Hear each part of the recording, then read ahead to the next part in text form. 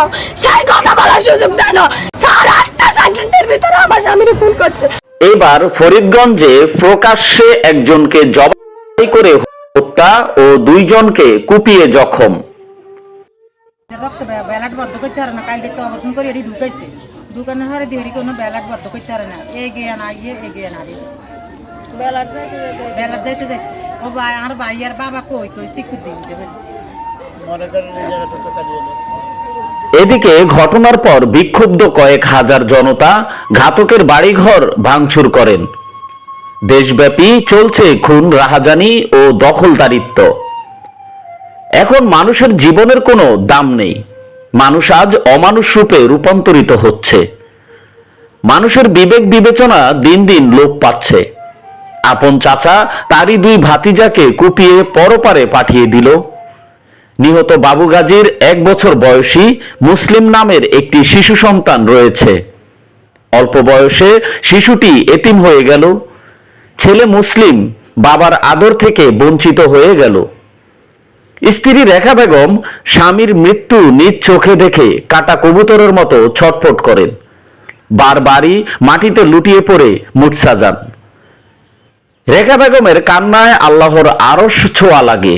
বটবৃক্ষ নামের মানুষটি দুনিয়া থেকে চলে যাওয়ায় পরিবারটি এখন বড় অসহায় হয়ে যান।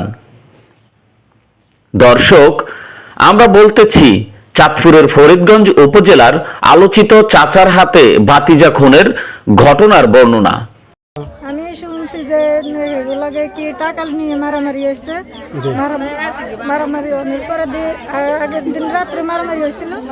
এরপরে জামের হেন মারছিল দুপুরবেলায় ঘরের মধ্যে ভাত খেতে বসে ফোন দিয়ে আনি ডাকি জবাই করে দিচ্ছে, এটা শুনে এসেছি। আচ্ছা আচ্ছা আচ্ছা, নিশ্চয় শুনে কেমন লাগে আপনাদের কাছে? খুবই খারাপ লাগে। আমরা এখন ফোনের বদলে আমরা শুনছি। জি, শুনছেন কখনো? আমরা দেখি না, কিন্তু আমরা মোবাইলে দেখছি, দূরে দূরে দেখছি, কিন্তু লখন আমগো মামতো বাড়ি জামাই আমগো চোখের সামনে মারা গেছে। আমগো মামতো বাড়ি জামাই আমরা আগে দূরে দেখছি, আমরা শুধু ফাঁসি স্যার কিছু। দর্শক, একটি ঘটনা ঘটে গেল।